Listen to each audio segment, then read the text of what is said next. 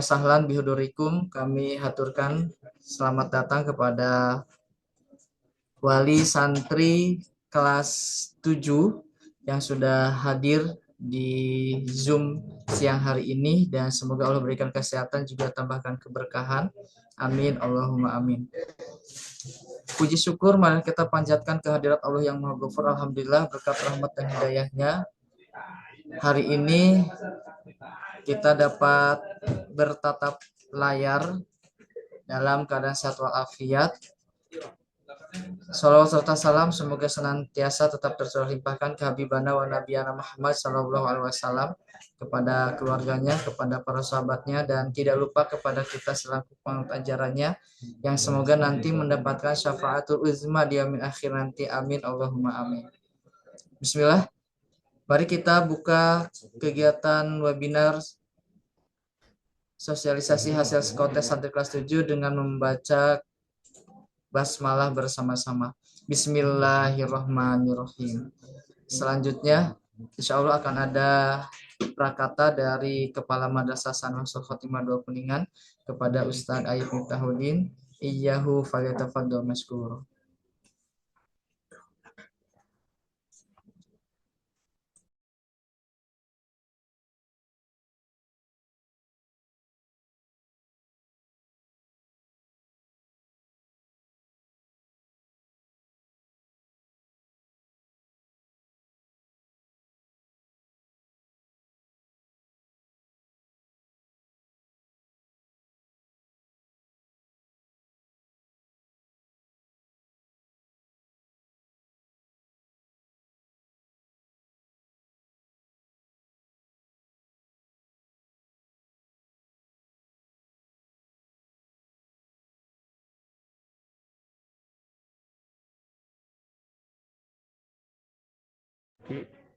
Tolong dinyalakan host mic-nya. Dinyalakan host mic-nya, saya nggak bisa nyalain. Bismillahirrahmanirrahim. Assalamualaikum warahmatullahi wabarakatuh. Alhamdulillah. Alhamdulillahilladzi arsala rasulahu bil huda wa dinil haq liyudhhirahu 'alal dini syahida. Asyhadu an la ilaha illallah wahdahu la syarikalah wa asyhadu anna Muhammadan abduhu wa rasuluh. Allahumma shalli ala sayyidina Muhammad wa sayyidina Muhammad amma ba'du. Segala puji bagi Allah Rabb semesta alam. Pada siang kali ini kita masih dipertemukan walaupun melalui tatap maya, tapi insya Allah tidak mengurangi esensi pertemuan kita. Yang saya hormati Ibu Irma ya dari Biro Psikologi. Ahlan wa sahlan. Terima kasih Bu Irma atas kolaborasi kita. Yang saya hormati juga Ustadz Sanan selaku Kepala Urusan Bimbingan Konseling beserta tim, serta Abi Umi, Ayah Bunda, Wali Santri Angkatan 11 atau kelas 7 yang kami hormati. Sebelumnya kami ucapkan terima kasih yang sebesar-besarnya Abi Umi, Ayah Bunda memenuhi undangan kami untuk menghadiri forum online pada siang kali ini, dan permohonan maaf sebesar-besarnya jika dalam persiapan ataupun nanti begitu ya dalam kebersamaan kita ada hal-hal yang kurang berkenan.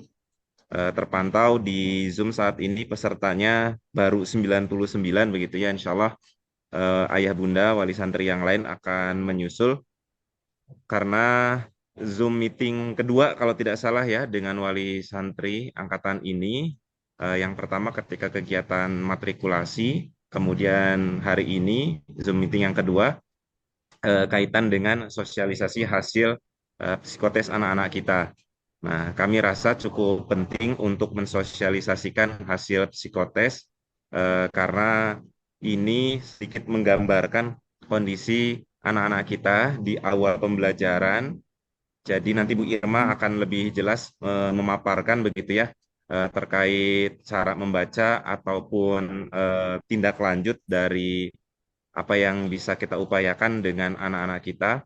Yang pasti kondisi awal ini ya menjadi bekal untuk kami dan tentu ayah bunda juga dalam membersamai proses tumbuh kembang anak-anak kita begitu ya. Dan mungkin nanti Bu Irma juga akan menekankan begitu ya, karena seringkali ketika melihat ataupun membaca hasil psikotes, sorotan kita itu langsung tertuju pada nilai IQ. Betul, Bu Irma ya? Banyak Betul, begitu ya Pak. wali santri yang demikian. Ya, pesan kami, kondisi anak-anak kita adalah kondisi yang terbaik yang Allah berikan begitu ya. Apapun potensinya, apapun kondisi dan keadaannya, yang terpenting adalah bagaimana kita bisa mendampingi seluruh potensinya, seluruh keadaannya, untuk menjadi anak yang soleh begitu ya. Dan insya Allah Amin. eh, Amin. semua kondisi adalah baik begitu ya, semua potensi adalah baik ya, asalkan bisa diarahkan sesuai dengan minat bakat dan apa yang dimiliki oleh anak-anak kita begitu ya. Dan mohon izin jika tidak bisa mengikuti kegiatan secara tuntas, secara selesai ya, saya pribadi ada masih berkegiatan di luar siang kali ini, insya Allah nanti seluas-luasnya Bu Irma bisa Siap, menyampaikan Pak. begitu ya. Jadi Bu Irma pun sudah membekali kami begitu ya di pertemuan secara langsung di hari Sabtu beserta wali kelas putra-putra kita juga sudah dibekali dan insya Allah juga sebagian wali kelas juga hadir di forum kali ini. Nanti kaitannya ya pendampingan secara menyeluruh begitu ya dari ayah bunda dan dari kami terkait kondisi anak-anak kita. Barangkali insya Allah itu kita upayakan hari ini begitu ya untuk melihat begitu ya sejenak anak-anak kita, kondisi anak-anak kita begitu ya dan insya Allah kita niatkan dalam rangka menjaga amanah dari Allah Subhanahu wa taala. Jazakallah khair. Sekali lagi ayah bunda dan Bu Irma, eh, kami akhiri dan mohon maaf jika dalam penyampaian ada hal yang kurang berkenan. Assalamualaikum warahmatullahi wabarakatuh. Waalaikumsalam warahmatullahi wabarakatuh. Jazakallah khairan kasiron kami haturkan kepada Kepala Madrasah Sanul Khotimah Dua Kuningan yang sudah memberikan sambutannya. Betul tadi yang disampaikan. Selanjutnya izin konfirmasi. Pastikan wali santri sudah dengan soft file hasil psikotesnya dan alhamdulillah waktu itu kami sudah sharekan kepada wali kelas di hari Sabtu. Harapannya hari ini para wali santri sudah memegang dan sudah membuka hasil psikotesnya. Karena alhamdulillah untuk hasil psikotes sendiri sudah kami sharekan melalui wali kelasnya, kemudian di-sharekan kepada para wali santrinya masing-masing dan harapannya hari ini, siang ini bisa dibuka agar nanti ketika penjelasan dari Bu Irma bisa dilihat bersama-sama dan dipahami bersama-sama begitu. Selanjutnya insya Allah akan ada paparan penjelasan sosialisasi hasil psikotes yang akan di-sharekan oleh Bu Irma. Kepada beliau dipersilahkan. Oke, terima kasih. Assalamualaikum warahmatullahi wabarakatuh. Bapak Waalaikumsalam yang warahmatullahi wabarakatuh. terhormat, Bapak Kepala Sekolah, kemudian yang kami hormati guru BK beserta timnya, kemudian ayah dan bunda yang sangat saya hormati.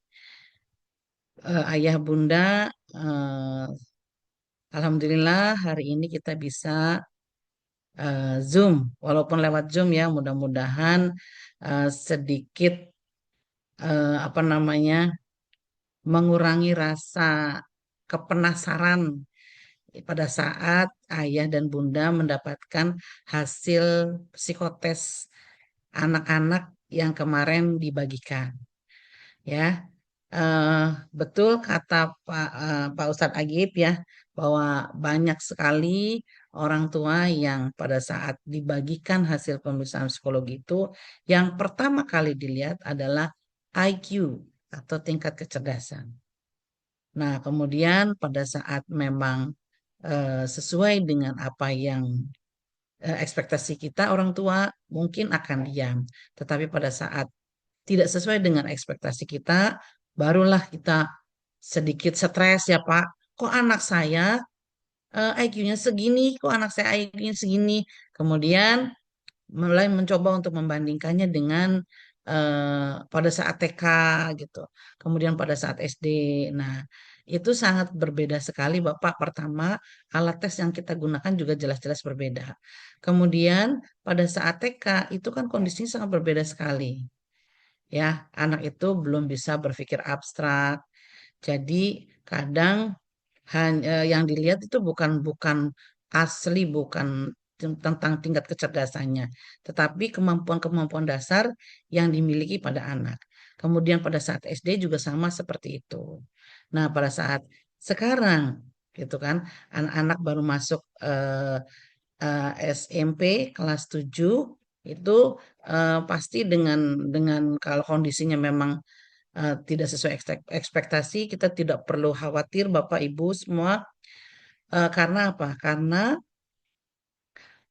IQ itu masih bisa naik dan masih bisa turun sampai usia kita 30 tahun.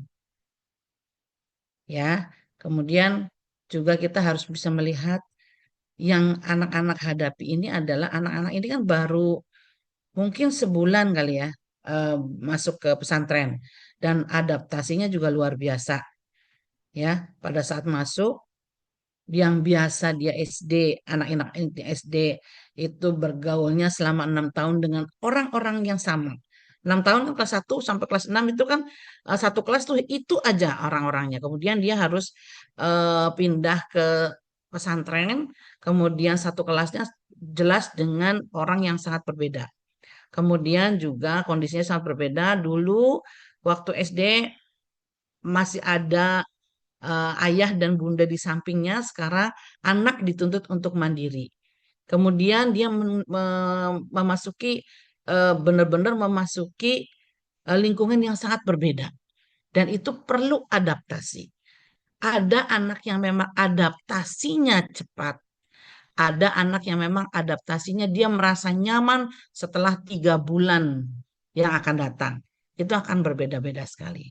Nah, kemudian kalau kita lihat dari IQ, ini halaman pertama, boleh next lihat Pak Sanan, Pak Ustaz Sanan, lembar ininya PPT-nya, halaman berikutnya Pak Ustadz. Oh, Pak Ustadz, halo. Nah, oke. Ini tingkat kecerdasan. Kalau yang kasih saya contoh di sini adalah IQ-nya 116, posisinya di atas rata-rata. Nah, jenjang atau taraf kecerdasan, kalau misalnya yang kurang itu biasanya di angka 7, bukan biasanya, di angka 70 sampai 79. Kemudian di bawah rata-rata di angka 80 sampai 89. Kemudian rata-rata bawah di angka 90 sampai 95. Rata-rata di angka 96 sampai 105. Kemudian rata-rata atas 106 sampai 110, di atas rata-rata 111 sampai 120 dan superior 121 sampai 130. Itu apa namanya taraf kecerdasan yang kita pakai dengan alat tes yang sekarang kita pakai. Gitu. Mudah-mudahan Bapak Ibu semua bisa bisa memahami ini. Kemudian next.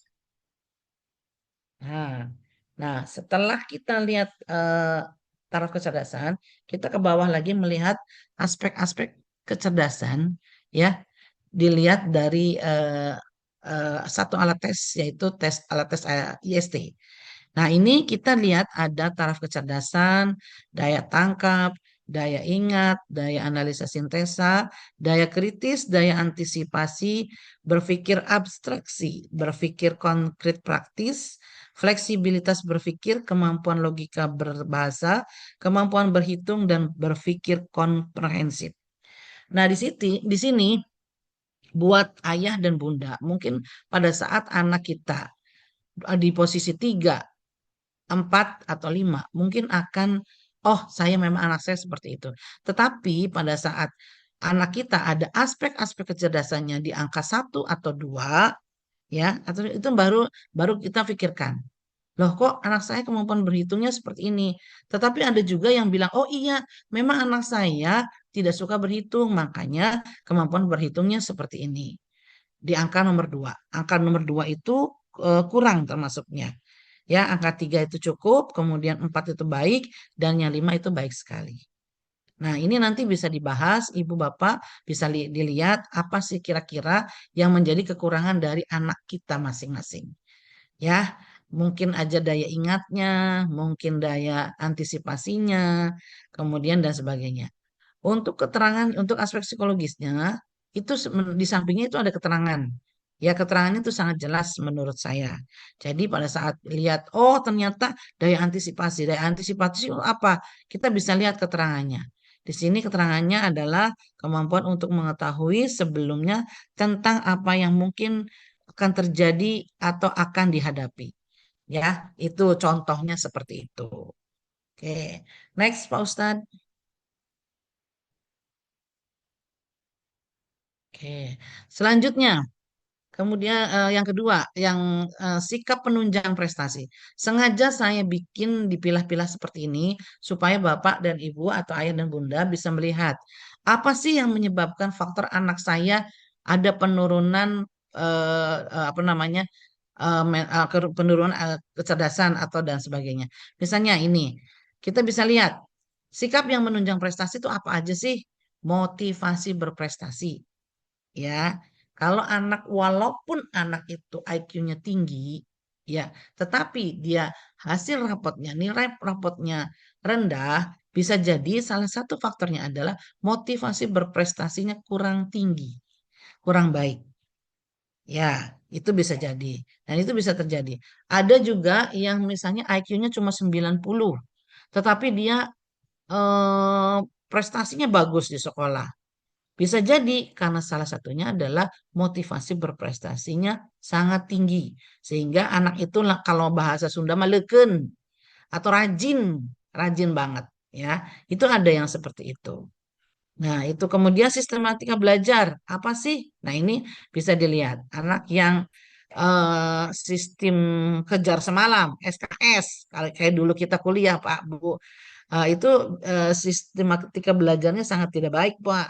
Hanya pada saat besok akan ujian, besok akan ulangan, baru malamnya kita belajar. Belajarnya dalam waktu 1 jam. Nah, itu kalau misalnya sistematika belajarnya bagus, mungkin dia hampir setiap hari akan belajar. Kemudian ketekunan, kemudian kreativitas. Ini juga bisa dilihat. Dan apa namanya? Keterangannya juga masih 1 kurang sekali, 2 kurang, 3 cukup, 4 baik dan baik sekali. Nah, ini bisa dilihat nanti. Kemudian sikap kedewasaan. Kenapa saya menonjolkan sikap kedewasaan? Karena anak-anak ayah dan bunda itu kan masa peralihan. Masa peralihan dari SD ke SMA itu sangat berat Bapak Ibu semua. Karena apa? Karena dari masa anak-anak ke puber, ke remaja. Ya, selain ada perubahan fisik, juga ada perubahan psikologis. Emosinya menjadi kurang stabil, kemudian apa ya, circle atau ya kelompok itu lebih besar pengaruhnya dibandingkan kedekatan emosional dengan orang tuanya. Itu akan terlihat di sini. Di sini adalah kejujuran, kemudian kemandirian dan ketaatan. Nah, saya yakin lambat laun yang tadinya tidak mandiri ditempatkan di pesantren, lama-lama dia akan menjadi individu yang mandiri. Oke, next. Ya, oke. Sikap kepribadian sosial ini empati, keterampilan sosial, kontak sosial, dan kebutuhan afeksi.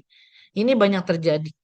Ya, banyak terjadi, banyak yang nilainya juga 2 ya. Karena apa? Karena memang yang saya sebutkan tadi dari awal ada yang eh, siswa atau anak kita yang memang adaptasinya cepat, ada juga yang lambat. Kemudian ada yang memang eh, cenderung introvert gitu loh. Jadi itu kan bisa, jadi nggak bisa bergaul, kemudian dia bergaulnya milih-milih, itu akan terlihat di sini. Ya, nah nanti nanti kalau misalnya begitu, biasanya akan diarahkan oleh guru-gurunya Coba deh supaya keterampilan sosialnya lebih bagus dengan misalnya ikut organisasi. Seperti itu. Jadi nanti ada apa namanya? Ada penyelesaian dari hasil psikotes ini. Nah, balik lagi ke yang tadi yang saya bilang eh, hasil psikotes itu kan expirednya 6 bulan. 6 bulan. Dalam 6 bulan, kalau misalnya di psikotes itu bisa berubah, Pak, Bu, sekalian. Nah, kemudian orang-orang bilang begini, ngapain juga kita psikotes? Kalau memang selama 6 bulan itu orang itu bisa berubah. Nah, padahal penting banget psikotes itu karena apa? Karena kita akan tahu dengan psikotes kelebihan dan kekurangan kita itu seperti apa. Kalau kita misalnya yang tadi kekurangan kita ada di kemampuan berhitung. Berarti untuk bisa mengejar ketertinggalan, kita tekankan anak kita untuk lebih banyak berlatih soal matematik. Contohnya seperti itu. Gitu kan? Nah, itu. Oke, ini untuk kepribadian sosial masih pengaruh circle juga ya Pak ya, Bu. Circle itu luar biasa Pak. Eh kalau zaman kita dulu geng ya, kalau sekarang circle bahasanya. Oke, next. Kemudian sikap kecenderungan sifat negatif. Nah, ini semakin tinggi poin pada anak di atas cenderung semakin tidak baik. Nah, ini keterangannya ini salah nih. Harusnya saya nggak usah nulis keterangan. Jadi yang tulisan ininya aja yang benar. Semakin tinggi poin pada aspek di atas cenderung semakin tidak baik. Jadi, kalau misalnya agresivitasnya ada di posisi 5, berarti kita harus cari tahu apa sebabnya anak kita agresif gitu kan. Yang biasanya selalu menyerang orang lain. Kemudian kebutuhan seksual.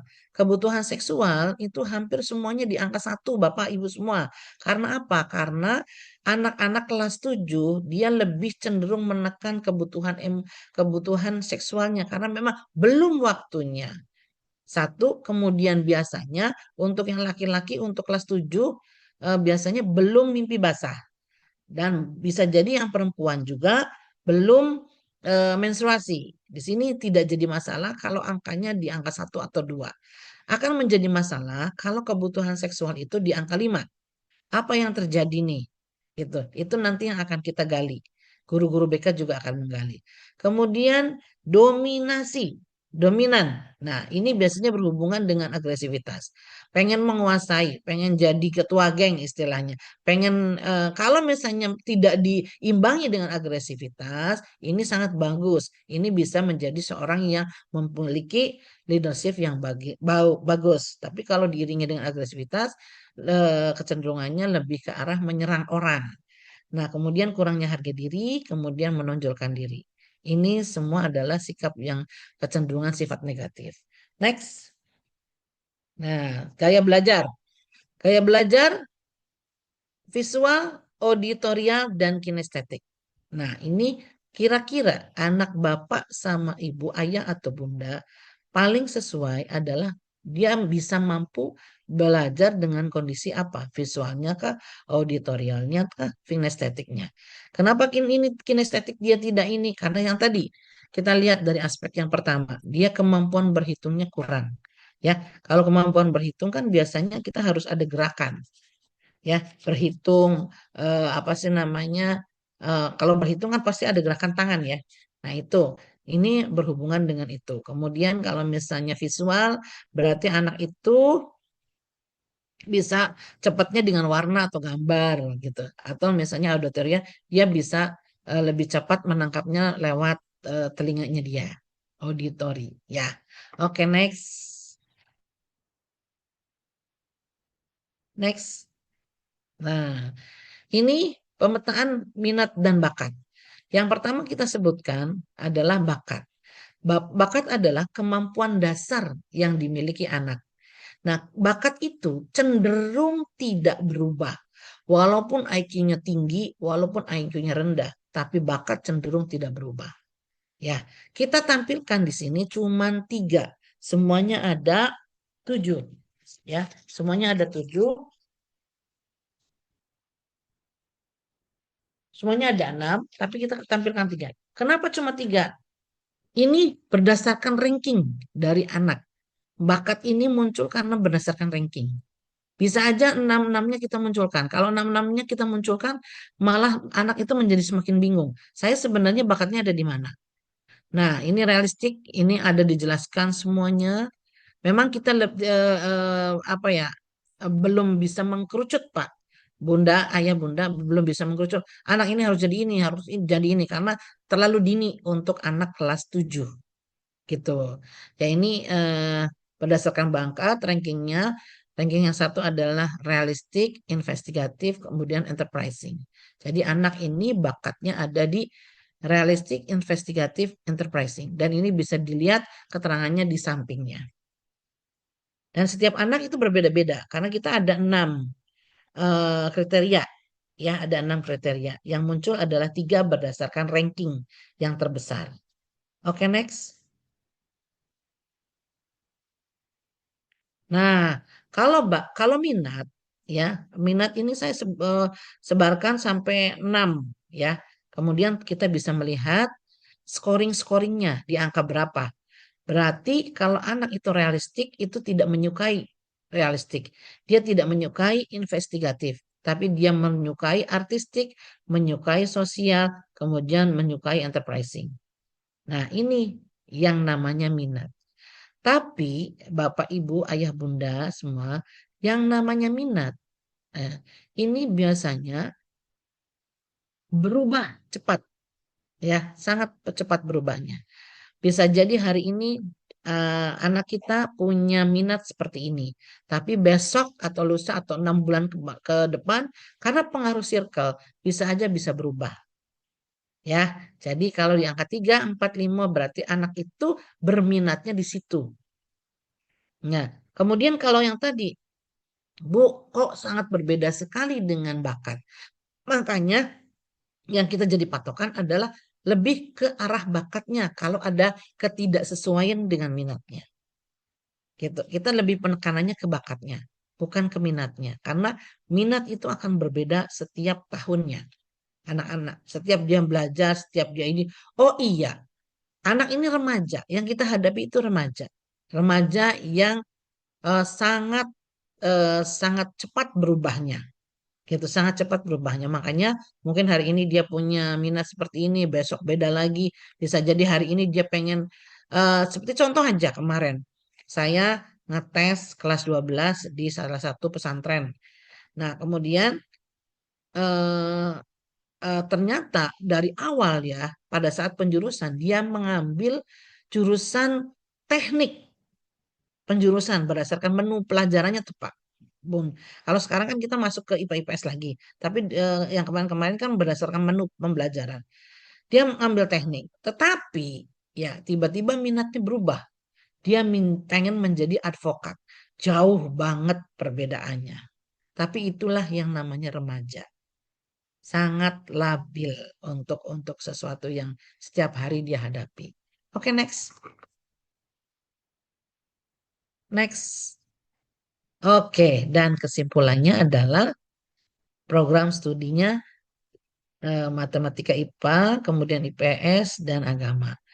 Dan anak yang ini ya yang kita kasih contoh ini dia posisinya di IPA itu 3, IPS itu 4 dan agama itu 5.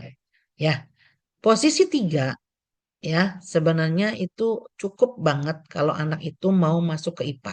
Jadi anak ini sebenarnya bisa masuk IPA, bisa masuk IPS maupun bisa masuk agama. Ya, jadi ada yang bilang begini, aduh anak saya pengennya IPA, IPS, tetapi kok IPA-nya lebih kecil. Nah kita lihat posisinya ada di mana. Kalau kualifikasinya ada di 3, itu masih bisa masuk IPA. Gitu loh, masih bisa masuk IPA. Kalau misalnya kualifikasinya di 1 atau 2, itu diragukan. Gitu, dia butuh suatu kekuatan yang luar biasa untuk bisa mencapai, untuk bisa mengikuti yang namanya matematika dan IPA. Tapi kalau di 3, dia masih bisa mengikuti matematika dan IPA. Gitu, ya. Eh, itu penjelasan dari saya. Mudah-mudahan penjelasan yang singkat ini bisa bermanfaat untuk ayah bunda semuanya.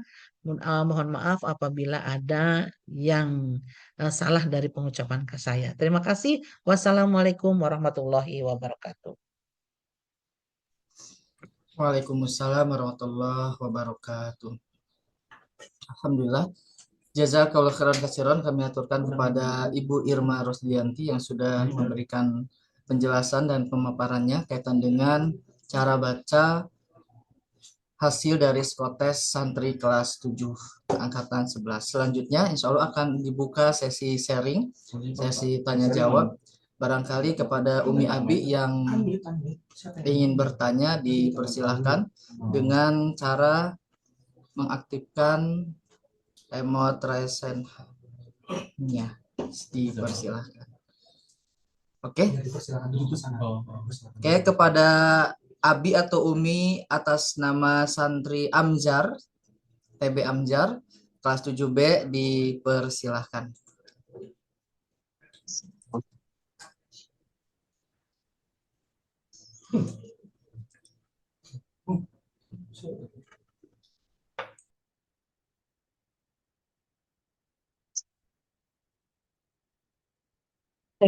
Silahkan, Abi Amjar atau Uminya. Oh iya, bentar. Apa tuh? Assalamualaikum. Waalaikumsalam warahmatullahi wabarakatuh. Umi Sartika.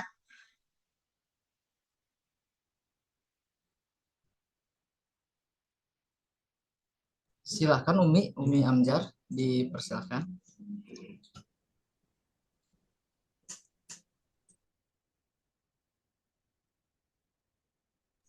Umi Amjar. Ya, halo. Oh iya, tadi oleh hostnya kayaknya di unmute. Alhamdulillah. Terima kasih sebelumnya atas waktu yang siapkan untuk pertanyaan. Bismillah, Assalamualaikum warahmatullahi wabarakatuh. Ya. Waalaikumsalam warahmatullahi wabarakatuh. Ibu Irma, saya Sartika, teman. Assalamualaikum Umi, apa kabar? Assalamualaikum warahmatullahi wabarakatuh. Alhamdulillah kabar sehat. Ada beberapa pertanyaan, tapi mungkin satu dulu ya untuk ingin saya tanyakan ke Ibu Irma. Dari perihal yang tadi disampaikan, alhamdulillah secara mayoritas nyambi sih ya keterangan yang dijelaskan dengan file yang dikirim, saya berbarengan dibuka. Nah, ada pertanyaan di poin yang gaya belajar Ibu Irma. Ya. Di gaya belajar yang file yang saya terima atas nama Tubagus Amjar itu, di gaya belajar visual, auditorialnya, kinestetiknya itu kan silang semua. Nah, saya itu ingin dapat penjelasan apa arti dari keterangan tersebut gitu. Dan penjelasan-penjelasan di poin-poin yang lainnya sih insya Allah dipahami ya. Cuman ingin lebih jauh mengetahui penjelasan terkait dengan gaya belajar Tubagus Amjar ini, karena visualnya, auditorialnya, kinestetiknya itu silang semua gitu di pilihan, di kolom pilihan. Itu artinya apa ya kira-kira? Kemudian itu yang satu ya. Yang kedua, karena 6 bulan itu ada perubahan dari hasil psikotes ini, kira-kira pihak HK apakah nanti akan ada psikotes yang berulang dengan konsisten waktu yang sama 6 bulan sekali, atau bagaimana gitu, supaya kami bisa melihat atau mengupayakan hal-hal yang sudah baik untuk menjaga kestabilannya. Mungkin kami akan ada upaya gitu ya, meskipun banyak presentasinya kan interaksi belajarnya itu di pondok gitu, tapi minimal kan motivasi dari orang tua juga ikut gitu, ikut andil. Nah, dari dua pertanyaan itu mungkin cukup ya ingin saya ketahui. Yang pertama untuk Bu Irma kaitannya dengan jelasan dari apa tadi, kolom gaya belajar, kemudian untuk pondok apakah ada kontes yang berkesinambungan 6 bulan sekali atau bagaimana? Itu aja, terima kasih. Assalamualaikum warahmatullahi wabarakatuh. Waalaikumsalam warahmatullahi wabarakatuh. Waalaikumsalam warahmatullahi wabarakatuh. Jazakillah khairan katsiran kepada Umi Amjar. Bu Irma, boleh di Langsung dijawab responnya? aja Pak Betul Ustadz. ya, ya boleh silahkan. Oke, ya. Oke, Bismillahirrahmanirrahim. Eh, Terima kasih Umi atas pertanyaannya untuk gaya belajarnya Amzar. Ya, ada nanti mungkin bukan punya Amzar ya, tapi ada siswa juga yang cuma visualnya aja. Berarti memang dia cuma bisa belajar dengan visual. Ada yang cuma auditorialnya aja.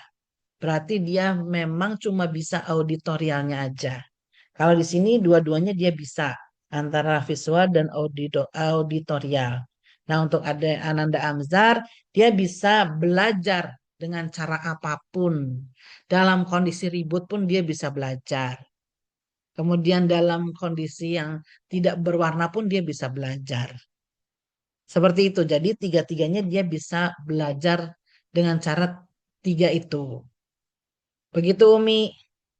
Ya. Kemudian untuk yang ke psikotes yang berkesinambungan, mungkin Umi bisa langsung ke Ustadz Sanan yang akan menjelaskan ya. Pak Ustadz, silakan Pak Ustadz. Oke, bismillah. Terima kasih Umi Amzar. Itu juga saya aturkan terima kasih kepada Bu Irma. Betul tadi yang disampaikan Bu Irma kaitan dengan modalitas belajar.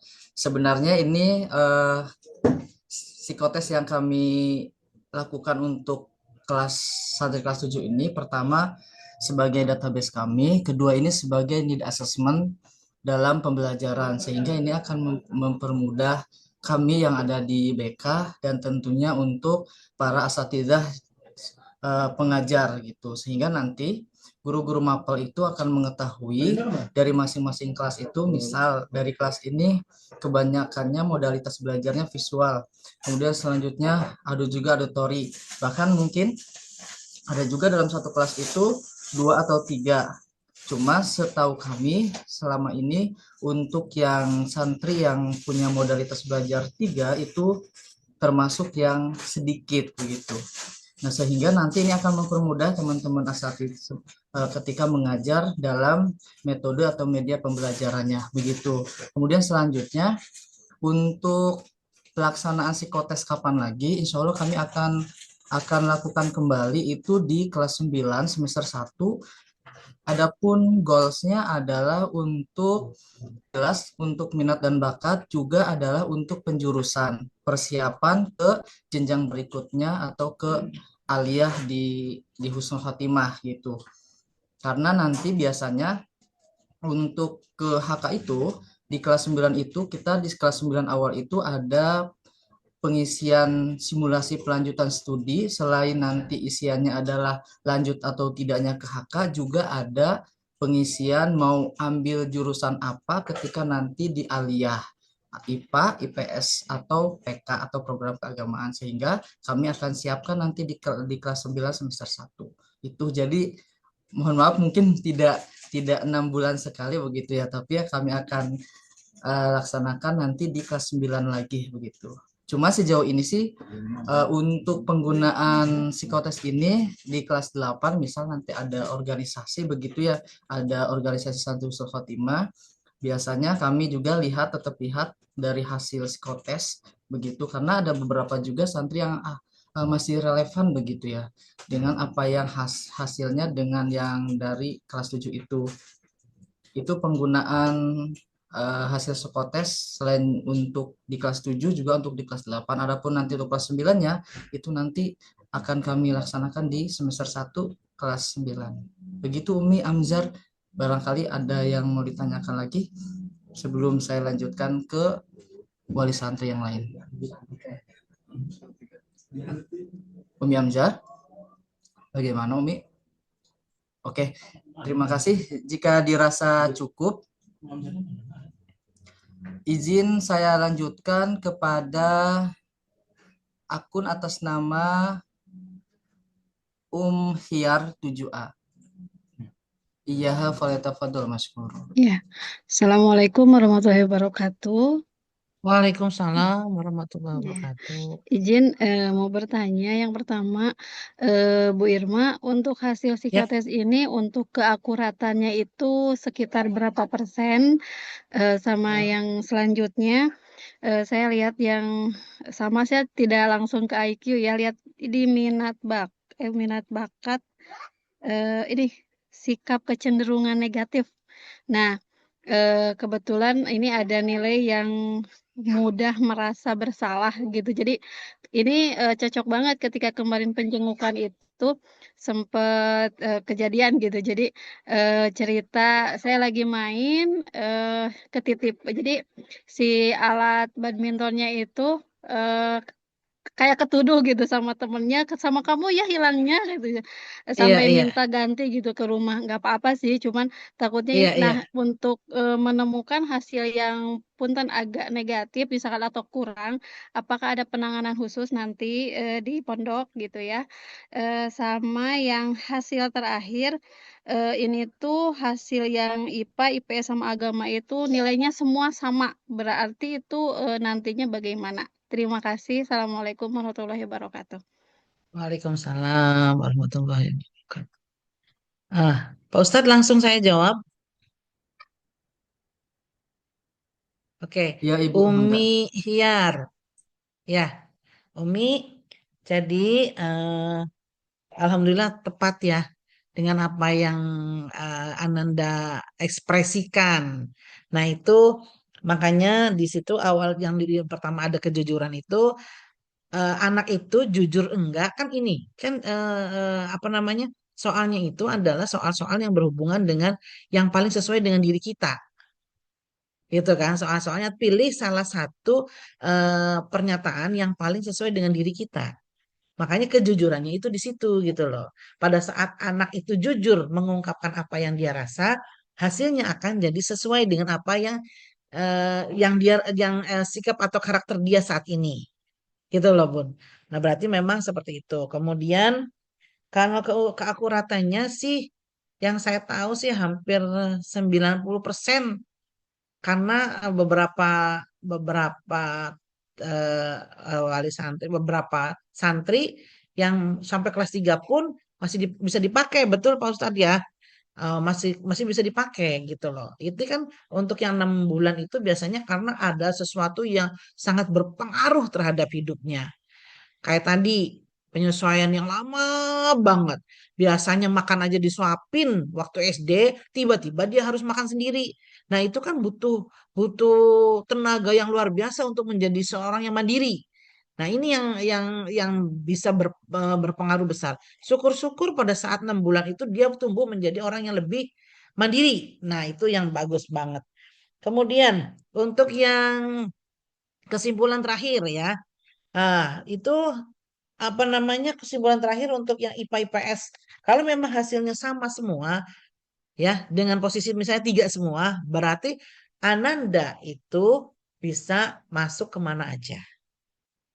Gitu ya Bun ya, ya Umi ya, gitu loh ya. Mudah-mudahan eh, rasa bersalahnya bisa dikurangi dengan cara misalnya dia lebih berpikir positif aja, bahwa kesalahan bisa terjadi pada siapapun, bukan cuma pada dirinya. Dan kesalahan itu tidak disengaja. Kayak misalnya soal bola itu kan tidak disengaja. Nah, kita ajarin anak itu, ayo tetap berpikir seperti lebih berpikir secara kognitif, gitu kan? Berpikir positif supaya anak itu tidak merasa bersalah yang berlebihan. Kalau merasa bersalahnya cuma sekedar satu kali dia ngomong, itu nggak jadi masalah, Bun. Tapi kalau dia berkali-kali, aduh saya merasa bersalah, aduh saya merasa bersalah, aduh saya merasa bersalah, itu yang harus diterapi.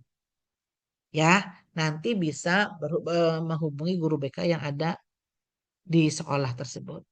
Ya, ya Umi, begitu aja Umi. Oke, sip. Yang lainnya Pak Ustadz, Ya, bismillah. Selanjutnya kepada akun atas nama Ibu dan Ayah Ihsan, dipersilahkan. Ibu dan Ayah Ihsan, yang mana ya?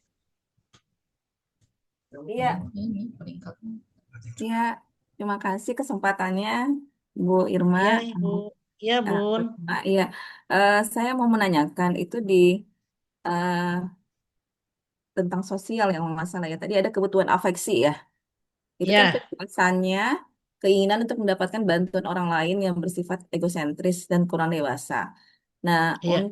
di poinnya itu misalnya makin tinggi itu menunjukkan apa ya? Makin artinya semakin tidak dewasa kah atau justru dia bisa menangani untuk kebutuhan afeksinya dengan baik gitu. Mohon Mhm. penjelasannya, Bu. Oke. Makasih, eh Kak Firon. Kebutuhan afeksi, oke, ya. Ini harusnya negatif ya. Oke. Nah, untuk yang misalnya contoh seperti ini ya, angkanya 5 ya, angkanya 5. Biasanya angka 5 untuk kepribadian sosial kan sebenarnya bagus ya, Bun. Gitu. Tapi di sini untuk kebutuhan afeksi untuk 5 berarti memang apa ya, seperti orang yang eh apa sih namanya? Over tuh, pengen pengen dapat perhatian. Caranya seperti itu gitu loh. Gitu. Jadi ini kita bisa kasuistik, Bun. Kita bisa melihat dari faktor-faktor yang lainnya. Makanya ini kan bisa digabungkan sikap kepribadian sosial itu bukan cuma satu yang kita penekanannya, tapi secara keseluruhan. Nah, nanti Bunda kalau misalnya bisa pengen lebih jelasnya nanti bisa hubungi saya gitu ya Bun ya. Tapi untuk saat ini HP-nya belum nomornya belum tersedia. Jadi nanti saya akan sampaikan ke Pak Ustadz Sanan nomor yang bisa dihubungi kalau misalnya ada sesuatu yang memang ingin ditanyakan lebih lanjut Bun. Begitu Bunda.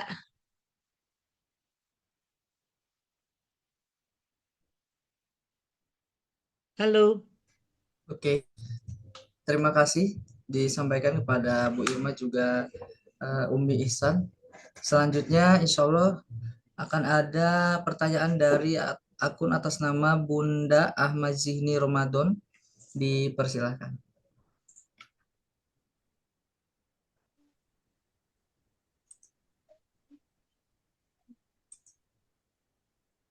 Ya, Bismillahirrahmanirrahim. Assalamualaikum warahmatullahi wabarakatuh. Waalaikumsalam warahmatullahi wabarakatuh. Bu Irma, saya tadi sambil lihat filenya yang punya Zihni ya. Jadi Iya, kebenaran Bun. di situ yang saya sorotin itu mengenai apa yang tadi negatifnya itu ya Bu ya. Iya.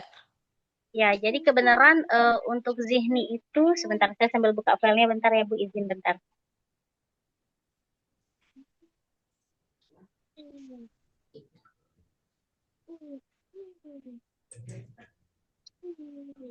Ya, jadi Zihni itu kebenaran anaknya eh, sama ya yang saya lihat ya. Tapi saya baru tahu ternyata itu sifat kecenderungan sifat negatif gitu ya. Yang poin di mana dominasi, Bu. Jadi eh, dia di angka 5 ya, Bu, di situ. Ya, ya, ya. Nah, sejauh ini yang saya amati dominasi yang Zihni lakukan itu yang saya pantau gitu ya, itu eh, kecenderungan positif gitu ya. Tapi saya baru tahu Oke, ternyata ini juga oke. negatif gitu. Ya, ya, ya. Seperti dia lebih Nah, ke gaya kepemimpinannya luar biasa gitu ya. Masya Allah ya, gitu dan oke. Ya, gitu. oke. Mungkin itu yang mau saya Ya, tanyakan Bu ya, untuk siap. mohon apa namanya Jadi dicari begini, Bun, tadi saya konfirmasinya. sudah sampaikan ya, untuk kecenderungan Mm-mm. negatif jangan dilihat dari satu aja, ya. Oh Kayak gitu. dominasi tanpa agresivitas itu leadershipnya bagus, Bun. Hmm. Ya, tapi dominasi dengan agresivitasnya tinggi itu yang kecenderungan untuk menyerang, ya, pengen dilihat nih gue hebat gitu loh. Tapi makanya kita lihatnya bukan cuma dari satu sisi aja, ya. Itu makanya kemampuan agresivitas apa namanya kemampuan negatif bukan cuma kok saya satu ini begini, kok saya satu begini. Kalau bisa semuanya kita lihat dulu. Kalau tadi yang tadi saya jelaskan, kalau misalnya dominasi diimbangi dengan agresivitasnya yang rendah, itu leadershipnya luar biasa. Tapi Oh. kalau dominasi diimbangin dengan agresivitasnya yang tinggi, itu yang negatif gitu loh. Ya, begitu Batasannya Bunda. berapa ya, Bu? Kalau untuk Kenapa? agresivitasnya itu. Batasan Kenapa? rendahnya itu di angka 3, 2 Bun. atau 3 ya, Bu? 3, Bun. 3. 3. Oh, Paling gitu paling ya. rata-rata dia. Iya, kalau rata-rata Oh, 3 berarti biasanya. aman ya. Di sini dia Aman, di Bunda. angka 3 Berarti ya. berarti dia calon pemimpin, Bun. Ya, Amin. dipus aja Karena terus untuk ikut selalu eh, organisasinya, Bunda. ya, karena saya sempat kaget, Bu. Saya baru tahu oh itu ini ya, maksudnya kesan Ah, negatif gitu ya. dominasi, ya itu tadi, saat kita lihatnya bukan cuma satu poin ya, tapi kita lihatnya berbagai poin. Makanya kan yang Kecuali namanya, kalau di eh, 4 atau 5 kali ya, Bu ya, berarti ya. ya kalau Oh, misalnya ya. aspek-aspek psikologis itu kan kita bukan cuma lihat satu sisi, tapi banyak Mm-mm. faktor di situ, gitu kan? Gitu. Ya, Oke, ya, jazakillah khair, Pak Ibu. Ustadz, Terima kasih. sama-sama, bangga-bangga. Pak Ustadz, Ya, mungkin Ya, udah kali Pak Ustadz. oke. Sudah Pak Ustadz. Oke, ya, terima kasih Umi Ahmad Zihni atas Ya, pertanyaannya. Ibu izin saya bacakan dulu untuk iya. komentar, maaf, untuk pertanyaan di kolom chat. Di sini ada Hmm. dari akun atas nama Zaidan Kausar Al-Fatih. Mohon penjelasan lebih lanjut terkait poin 5, yaitu sikap kecenderungan sifat negatif pada kurangnya harga diri. Di situ tertulis semakin tinggi poin, semakin cenderung tidak baik. Jika nilainya tinggi atau 5, bagaimana penanganannya, dan jika nilai rendah bagaimana? Terima kasih. Oke, terus apa lagi Pak Ustadz? Sudah itu yang di Hmm. kolom komentar. Iya, jadi ini kurangnya harga diri. Betul. Oke, biasanya kurangnya harga diri ini berhubungan dengan rasa percaya diri ya Pak Ustadz ya. Betul.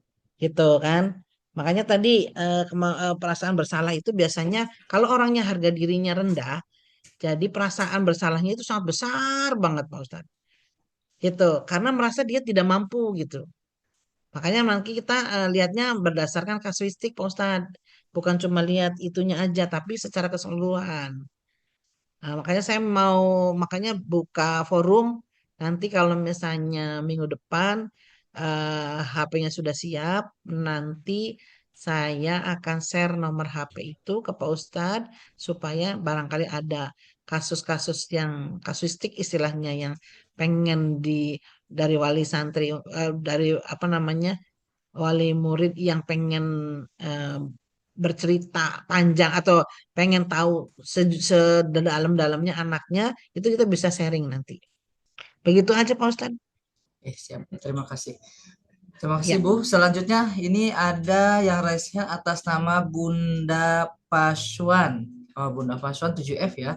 Oke, mangga silakan Bunda, dipersilahkan.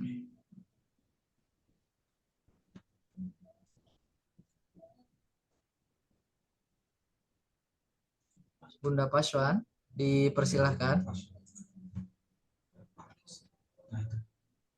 Oke. Oh, ini di kolom chat ternyata Bunda Paswan menanyakan mohon penjelasan jika di minat tertulis konvensional, tapi di bakat tertulis konvensionalnya nilainya 2. Ini jadi berbeda antara hasil dan minat dari minat dan bakat. Bagaimana, Bu? oke. Ini Bun, eh, kalau yang minat sama bakat itu kita pakai alatnya berbeda Bun. Ya, untuk bakat kita itu cenderung ke aspek-aspek kecerdasan dan itu kecenderungannya tidak berubah.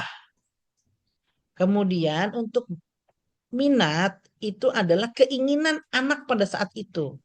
Jadi anak ada 3 prinsip ya, ada 2 prinsip buat saya. Kalau untuk mencapai suatu kesuksesan adalah mau dan mampu, gitu kan?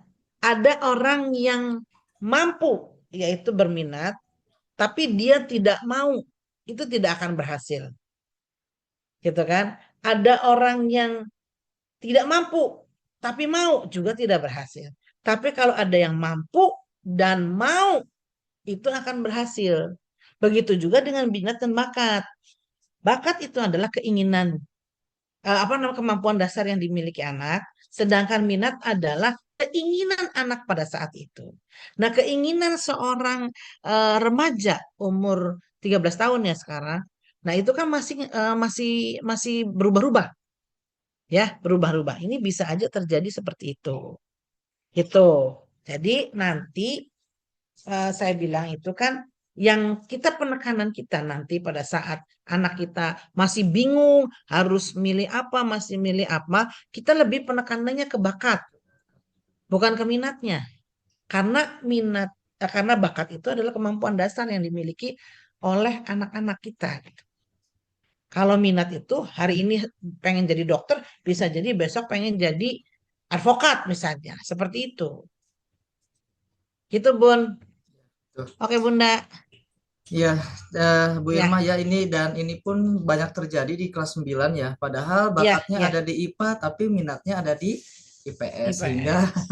rasa Betul. kebingungan begitu ya. Alhamdulillah. Ya, Oke, betul. Oke, Makanya kalau selanjutnya bisa sih, ah, ya, gimana Bu? kalau bisa ya betul-betul anak itu diajak berbicara dari hati ke hati, Bunda, ayah Bunda, supaya anak itu benar-benar merasa tidak terpaksa, kemudian merasa yakin dengan pilihannya, gitu, tanpa dipengaruhi oleh kita. Karena suatu saat misalnya dia memilih apa yang dipilihkan oleh ayahnya atau bundanya, suatu saat dia tidak suka, itu bisa terjadi apa ya? Kemarahan-kemarahan atau kekecewaan-kekecewaan yang tanpa disadari berpengaruh terhadap kehidupan selanjutnya. Begitu Pak Ustadz. Oke, siap. Terima kasih Bu. Insya Allah waktu Ya, masih ada sehingga saya akan buka kembali ini untuk akun atas nama Ahmad Nur Fadil. Nur Fadilah. Mangga dipersilahkan.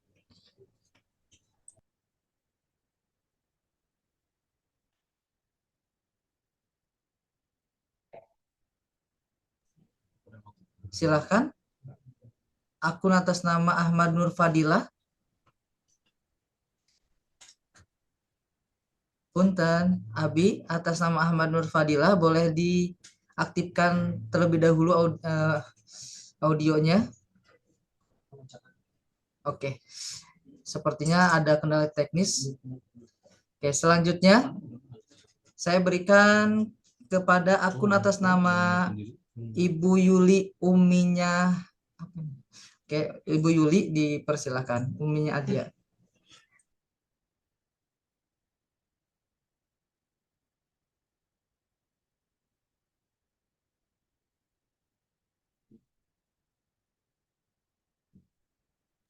Silahkan kepada Uminya.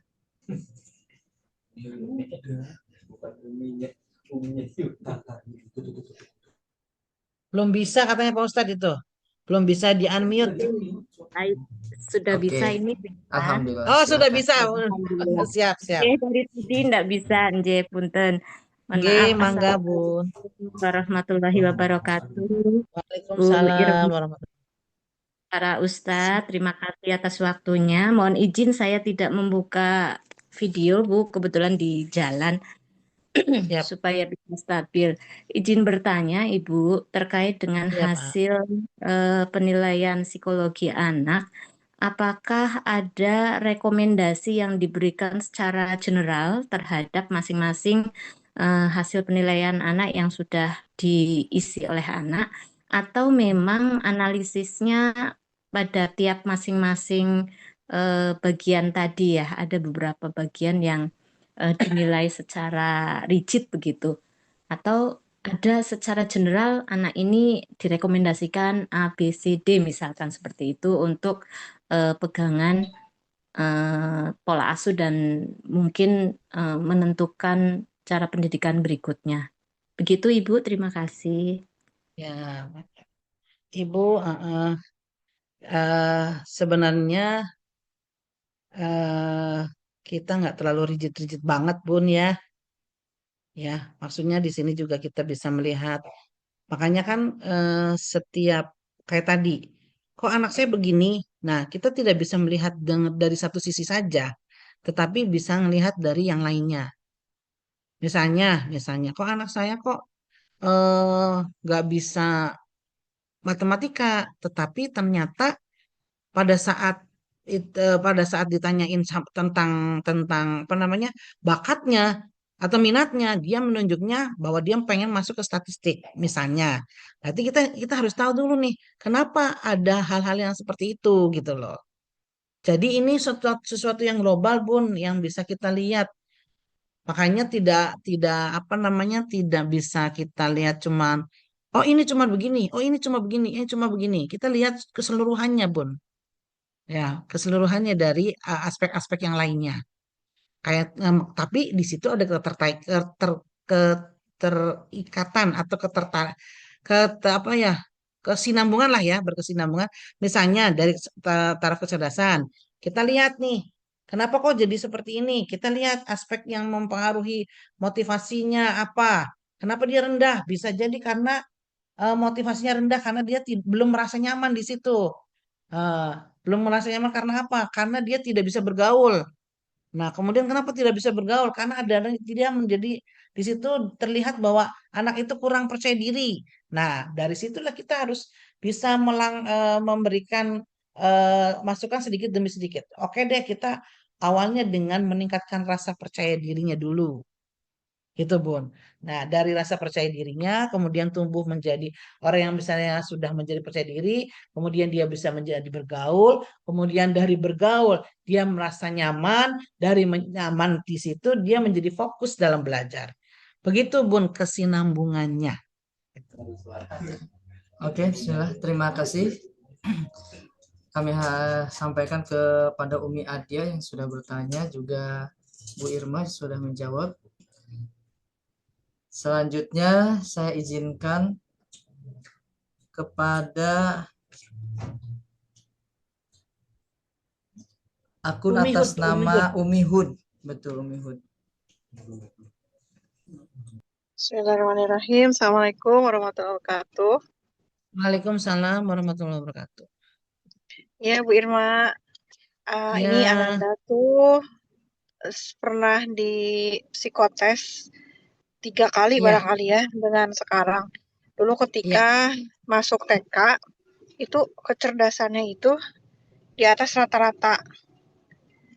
Cuman betul, Bun. dia ada ini Bu Irma, kesulitan belajar Ya, dan ya, ada disleksia ya. ya, Kemudian ketika SD dites lagi itu IQ-nya turun Bu Irma. ya. Terus kemarin saya buka hasil tesnya, ternyata ada penurunan lagi beberapa poin. Apakah itu ngaruh ya Bu Irma? Bagusnya treatmentnya bagaimana? Ya. Sampai sekarang disleksianya sudah sembuh belum? Uh, itu saya masukin ke apa namanya klinik tumbuh kembang itu Asma. sampai Heeh, sampai kelas 1 aja, kelas 1 SD. heeh, heeh, heeh. Sampai kelas 3 SD itu ujian masih dibantu baca sama bu Mhm, gurunya. mhm, mhm. Habis itu udah. Ya, karena gini Bun, kalau misalnya disleksia, berarti kan sebenarnya harus ada sharing teacher ya Bun ya? Sharing teacher Perlu perlu gimana? sharing teacher nggak di situ? Berisik nih nggak kedengeran. Apa gimana Bu Ada Irma? sharing teacher. Biasanya untuk yang disleksia, yang seperti itu tuh harus selalu ada sharing teacher. Jadi apa namanya? Sama wali Bukan sharing kelasnya teacher. gitu? Ah, ah. Halo, halo. Iya, Ya, iya. Umi nanti kita ngobrol aja ya. Kayaknya ini soalnya kasuistik soalnya beda ininya. Ya, Ya, nanti kita nanti ngobrol. nanti boleh ini ke Bu Irma aja ya. Boleh, boleh Umi. Ya, karena kan ini Iya, iya. beda kasusnya ya Bun ya. Iya, iya. Beda kasusnya. Ya, Nanti kita Assalamualaikum. ngobrol. Maksudnya ada poin-poin apa yang kita bisa ambil supaya anak itu menjadi disleksianya semakin berkurang gitu Bun. Ya, ini karena kasus Ya. kasustik ya Bun ya. Mohon Beda-beda dengan aja teman-teman yang nomor lain. kontaknya ya Bu Irma. Ya, siap. Boleh. Oke. Semangat Oke. ya, Ya, Umi. makasih. Ya, semangat, Umi. Oke. Oke, bismillah. Selanjutnya izin kepada akun atas nama Muhammad Azamuddin Ayaz, dipersilahkan. Assalamualaikum Ibu, terima kasih atas Waalaikumsalam. kesempatan kepada saya. Iya, Dari hasil anak saya itu, dan saya akui dari dulu anak saya itu kurang bisa mengambil keputusan sendiri gitu Bu ya.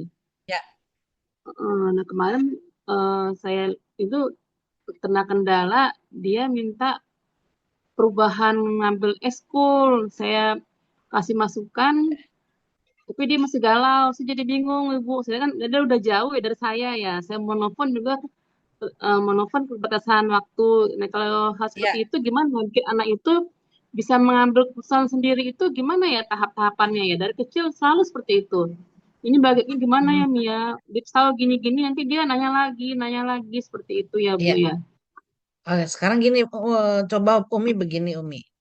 Ke kita sharing sama anak kita ya, maksudnya. Kamu ngambil A misalnya. Kenapa kamu ngambil A? Gitu kan? Terus apa kelebihannya dari yang lain? Jadi anak itu diajak untuk berpikir. Umi, anak itu diajak untuk berpikir kenapa dia mengambil A, gitu kan? Kalau misalnya dia misalnya mentok, ah nggak mau, oh, nggak tahu, ah nggak tahu. Nah itu coba lihat di Google misalnya. Itu apa sih? Misalnya pramuka gitu ya misalnya. Kelebihannya kita masuk pramuka tuh apa sih? Gitu. Nggak tahu, ah nggak tahu untuk. Nah selalu kita ajak untuk dia mengungkapkan apa yang dia rasa. Ya. Nah kalau sudah begitu dia dia tahu pada saat dia mengungkapkan apa yang dia rasa, dia akan tahu positif dan negatifnya dan pada saat dia mengambil keputusan, ya. Kemudian kita kasih, nih kalau begitu kamu siap nggak dengan kondisi seperti ini? Kamu siap nggak dengan konsekuensi seperti ini? Nah, kalau sudah begitu, akhirnya anak akan menyadari, oh iya, saya harus mengambil ini karena seperti ini. Kalau harus begini, jadi diajak untuk berpikir, berpikir dan berpikir, Bun. Bukan kitanya yang kamu harus masuk situ, kamu harus masuk situ gitu. Jadi akhirnya anak menjadi tidak pede pada saat selalu disuruh oleh orang tuanya, Bun. Gitu.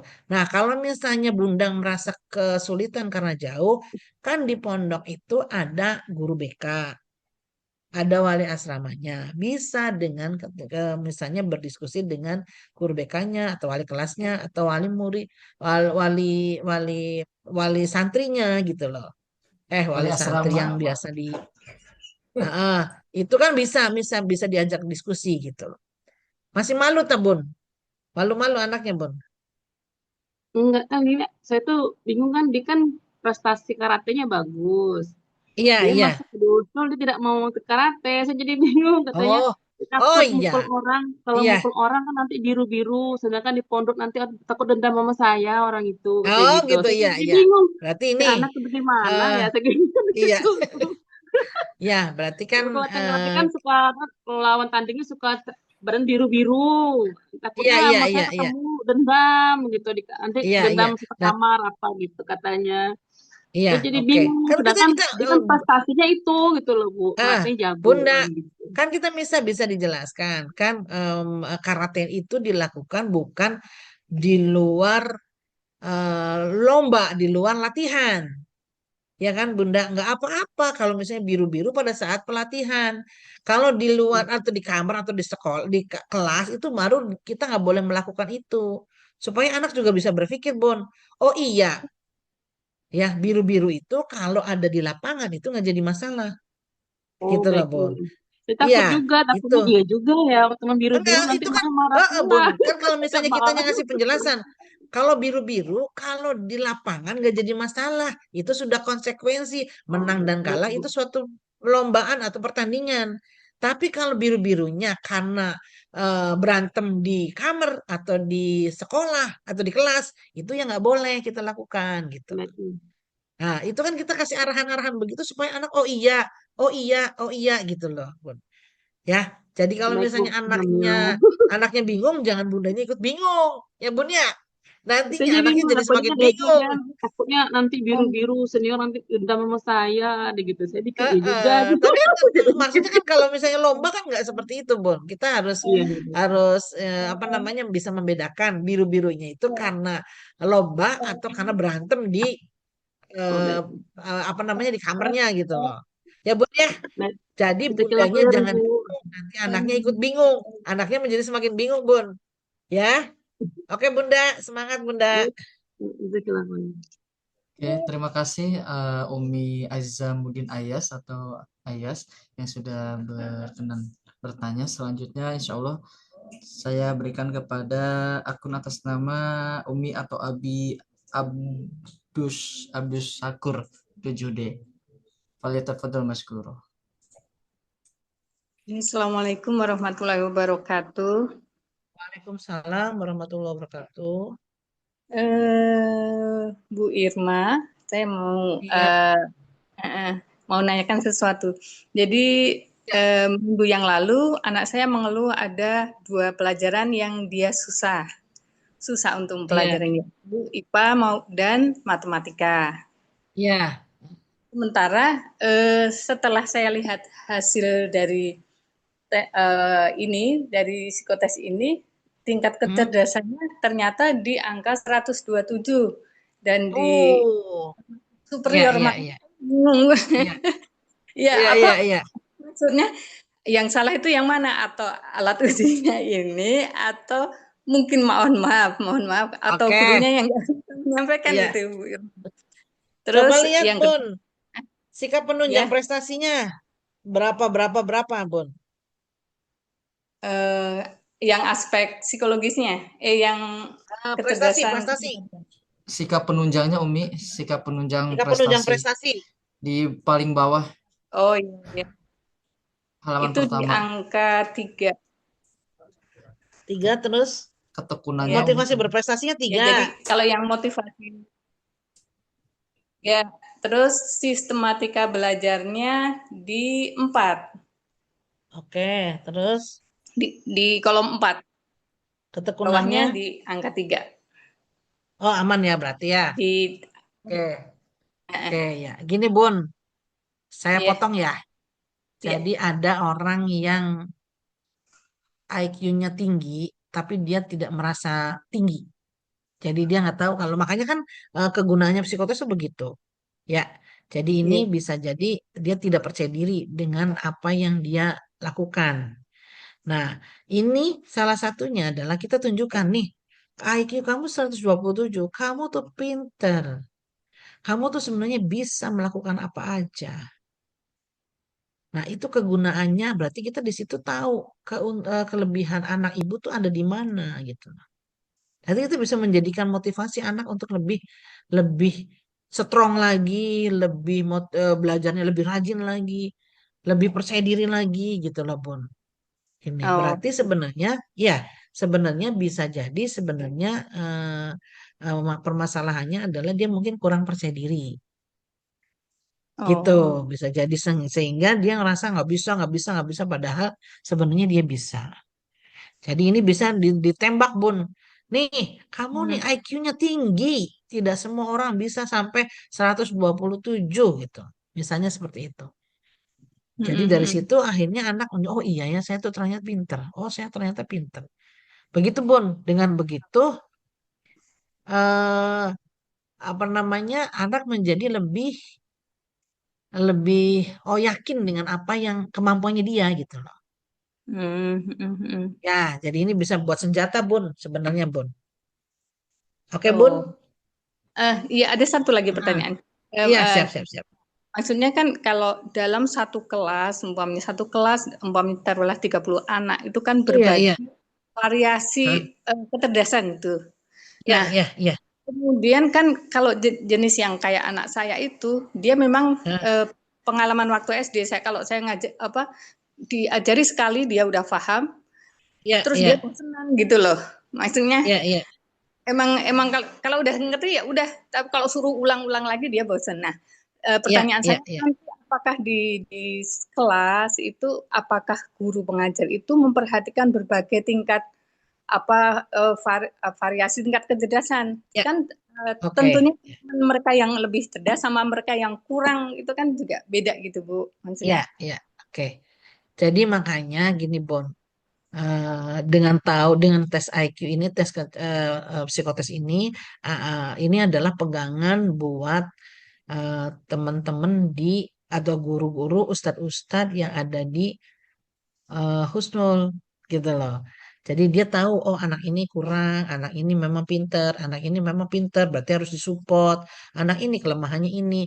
Dengan adanya hasil psikotes ini adalah database, makanya dari awal bilang bahwa ini adalah database buat guru BK, buat ustadznya gitu loh, untuk pada saat mereka mengajar. Anak ibu tidak mungkin bisa berkali-kali, tidak mungkin dia diajarin berkali-kali. Karena dengan daya tangkapnya, dengan IQ-nya yang 127, baru sekali diajarin udah langsung ngerti. Ya, gitu. Nah, mungkin pada saat dia diulangi lagi, kemudian dia juga nggak mau mendengarkan. Tapi ada anak lain yang memang 2 kali, 3 kali harus belajar. Kemarin saya waktu ketemu dengan wali kelas dan guru BK sama kepala sekolah itu, saya tanyakan ada nggak peluang untuk mereka belajar. Ternyata untuk yang memang pengen hasilnya lebih bagus, ada kelas malam ya Pak Ustadz. Betul. Belajar malam hari ya Pak Ustadz. Betul, sepekan 2 kali Ibu. Malam hari itu ada yang yang pengen lebih baik lagi, itu tuh ada katanya kelasnya malam kalau nggak salah. Ya Pak Ustadz ya. Betul, Ibu. Iya, gitu loh. Jadi ada kelas-kelas tertentu yang memang ini. Kemudian dengan kita tahu kelemahannya kita, misalnya daya tangkap, misalnya kita daya ingat kita kurang, berarti kalau daya ingat kurang adalah kita belajarnya harus lebih belajar menghafalnya harus lebih banyak, harus lebih sering dibandingkan yang daya ingatnya tinggi. Begitu Bun. Itu makanya kita kenapa ada hasil psikotes itu seperti itu kegunaannya gitu. Jadi ibu nggak perlu shock dengan hasil yang tinggi, tapi dengan hasil yang tinggi ibu bisa mensupport anak ibu menjadi orang yang lebih percaya diri lagi, lebih yakin dengan kemampuan dirinya. Itu Bunda. Ya. Terima kasih banyak Bu Irma. Sama-sama. Sama-sama Ibu Absya. Selanjutnya izin kepada akun atas nama Ibu Farel 7F, dipersilahkan. Ya. Penting udah.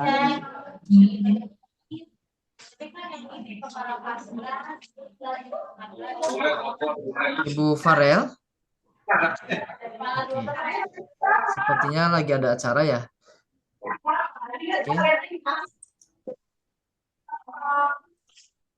Oke, bismillah. Selanjutnya izin saya bacakan dari kolom komentar. Di sini ada, Masya Allah, yang mana nih? Oh yang ini nih. Abdurrahman Haidir 7D, izin bertanya, maaf nggak bisa open kamera.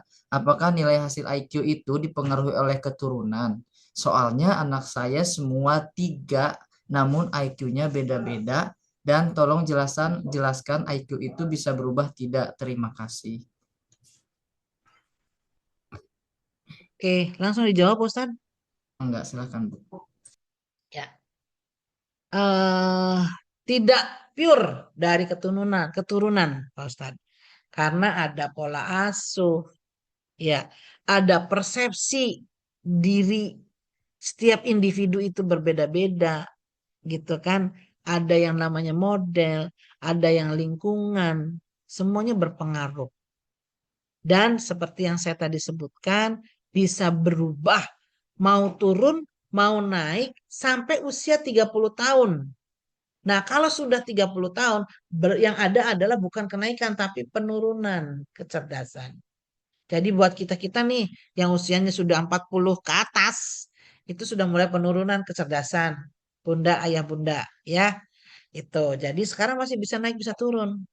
Contohnya, ada anak yang pada saat dites itu dia SMP itu IQ-nya 127. Nah, kemudian dia sakit tuh. Sakitnya sampai berbulan-bulan, sampai bertahun-tahun. SMP kelas 1 dia 127. Dia sakit, keluar masuk rumah sakit sampai akhirnya SMA dia psikotes lagi menjadi 106 gitu. Karena sakit kan. Kemudian eh, dia bangkit, kemudian bangkit lagi sampai akhirnya pas SMA kelas 3 dia tes lagi, balik lagi ke 127. Begitu Pak Ustadz. Jadi masih bisa berubah. Tapi diharapkan perubahan itu harus naik. Ya, apa nih yang pengen naiknya apa? Kita lihat kelemahannya apa. Kalau sudah tahu kita kelemahannya, kita tutupin kelemahannya itu. Kita usahakan kelemahannya itu berkurang sedikit demi sedikit. Begitu Pak Ustadz. Oke, terima kasih Bu Irma atas penjelasannya. Oke.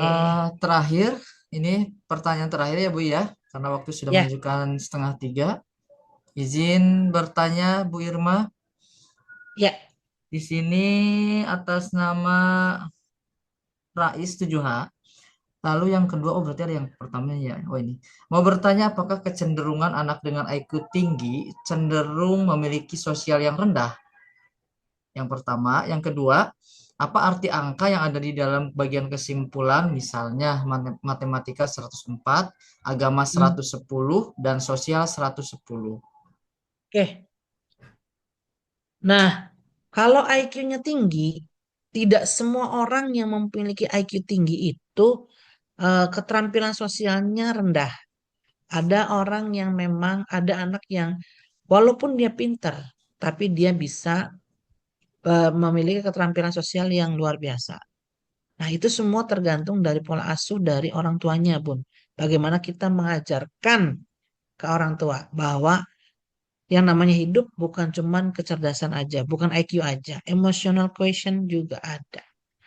Ya. Nah, dengan emotional quotient itu kita bisa belajar tentang bagaimana keterampilan sosial dilakukan oleh seorang anak. Dan itu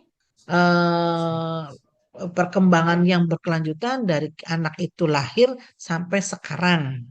Gitu loh. Bukan ujuk-ujuk yang tadinya nggak bisa bergaul jadi bergaul, tidak. Tapi semuanya pola asuh dari pada saat balita. Gitu. Itu yang pertama. Terus yang kedua, ini adalah skala. Ya, skala yang memang kita bikin bahwa nilai itu 101, misalnya gini, matematika dan ilmu pengetahuan alam. Itu kenapa bisanya nilai 3? Karena dari aspek kecerdasan, matematika dan IPA itu yang diambil dari kecerdasan apa aja, dari aspek kecerdasan aja, apa aja. Misalnya, dari kemampuan berhitungnya harus besar. Kemudian kemampuan antisipasinya harus besar, analisa sintesanya harus besar. Ya, jadi yang berhubungan dengan IPA baru keluarlah nilai seperti ini. 103. Ya, misalnya. Kalau IPS, berarti IPS nih yang besarnya harus apa? Kemampuan logika berbahasanya. Ya, kemudian bisa aja kemampuan komprehensifnya. Semuanya adalah akumulasi dari aspek-aspek kecerdasan. Ya, bukan nilai itu bukan keluar ujuk-ujuk keluarnya, tapi semuanya adalah akumulasi dari aspek kecerdasan yang mensupport, yang mendukung keluarnya IPA. IPA itu keluarnya harus apa aja, kemudian IPS itu yang mendukung nilai keluarnya itu harus apa aja. Gitu. Jadi skala yang dibikin berdasarkan penilaian dari aspek-aspek kecerdasan. Kecenderungan IPA misalnya dilihat dari beberapa hal yang berhubungan dengan IPA, kemudian kecenderungan IPS diambil juga dari aspek-aspek kecerdasan yang berhubungan dengan IPS. Begitu Pak Ustadz. Oke, terima kasih Bu Irma atas penjelasannya dan atas respon positifnya untuk kami semua. Semoga apa yang disampaikan Allah berikan kemudahan untuk kita dalam membimbing putra-putri kita semua, khususnya untuk santri, wali santri di Pondok Pesantren Nurul Khotimah 2 Kuningan. Amin, amin, amin. Sebelum ditutup, izin kami ambil dokumentasi terlebih dahulu untuk kebutuhan administrasi kami. Dengan hormat, punten bisa mengaktifkan kameranya.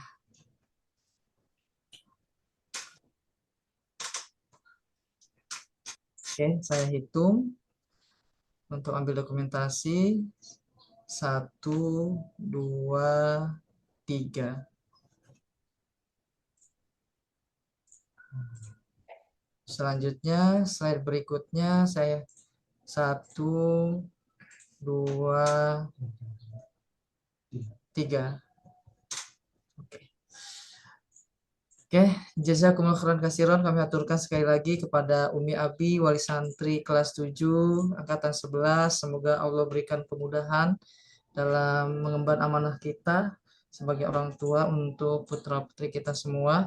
Dan terima kasih saya aturkan juga kepada Bu Irma sudah berkenan memberikan penjelasan kepada kita semua. Dan kami akhiri, billahi taufiq wal hidayah. Wassalamualaikum warahmatullahi wabarakatuh. Mohon maaf Waalaikumsalam lahir batin warahmatullahi atas kesalahan. wabarakatuh. Terima kasih.